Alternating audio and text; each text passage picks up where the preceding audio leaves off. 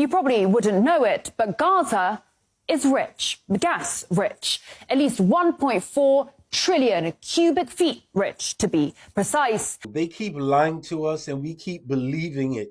Everything the mainstream media tells us, we believe it. We're like sheep. Okay, they keep telling us the war in Iraq had to do with terrorists. The war in Libya, Afghanistan had to do with terrorists.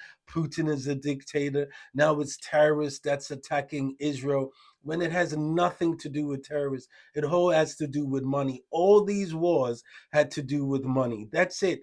And now Palestine has hundreds and hundreds of billions of dollars worth of natural gas and oil. And this is why they're removing all the Palestinians from the land so they could control and have all this money to themselves. Geologists and natural resources economists have confirmed that the occupied Palestinian territory lies above sizable reservoirs of oil and natural gas wealth in Area C of the occupied West Bank and the Mediterranean coast off the Gaza Strip. To date, the real and opportunity costs of the occupation exclusively in the area of oil and natural gas have accumulated to tens, if not hundreds of billions of dollars.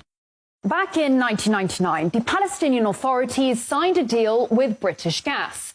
Just off the Gaza coast, they struck it lucky, and 2 wells were drilled. That's Gaza Marine 1 and 2. It was a multi-billion-dollar gift from God, an economic boon both home and abroad. This is one of the key messages here today. There will be gas available for export. And from my conversations with Palestinian officials, including President Arafat, it is clear that they have no interest in just sitting on a gas surplus. Fast forward to 2007. Hamas comes to power and Israel launches an offensive on the Gaza Strip, leaving behind 1,400 dead Palestinians, but taking with it the gas fields. Now, within the year, Israel announced the discovery of the Leviathan natural gas field, which did include Gaza's riches, all in all valued at $453 billion. Now, since then, Gazans haven't seen a shekel, or to be more accurate, they have been denied around $47 billion in revenue. As for Tel Aviv, well, it's gunning to become a new hub. This is a historical moment in which the small country of Israel becomes a significant player in the global energy market. The Memorandum of Understanding will enable Israel, for the first time, to export Israeli natural gas to Europe. And it is even more impressive looking at the significant set of agreements we signed over the last year, which position Israel and the Israeli energy and water sectors as a key global player.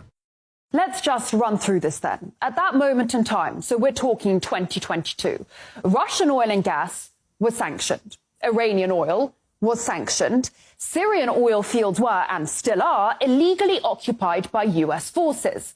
Now, the key port of Latakia was being bombed by Israel, and the port of Beirut, the gateway to the Middle East, lay in ruins. Enter this small country of Israel right here with its seas of gas, its working ports, an answer to Europe's problems, and perhaps, most critically, the US blessing. Because in case you didn't know, US Congress has decided that Israeli energy is in the highest national security interests of Washington. So DC was only too happy for Tel Aviv to become a key global player. After all, it had itself previously mulled over ways in which to make its 51st state a window onto Europe. Another interesting application of nuclear excavation would be a sea-level canal 160 miles long across Israel, connecting the Mediterranean with the Gulf of Aqaba and thus the Red Sea and the Indian Ocean. Such a canal would be a strategically valuable alternate to the present Suez Canal. The Suez Canal is a gold mine. It connects the Mediterranean Sea to the Indian Ocean via the Red Sea. It is the link between Asia and Europe. Every day, almost 3 million barrels of oil, 8% of global LNG, 50 ships, $9 billion worth of cargo, 12% of global trade all pass along this right here single canal. Remember in 2021 how a container ship ran aground in the Suez? Global trade was brought to its knees. The alternative route via the Cape of Good Hope adds around 9 days and 7,000 kilometers to the journey. There is no replacement for the Suez Canal. except perhaps for the Ben Gurion Canal.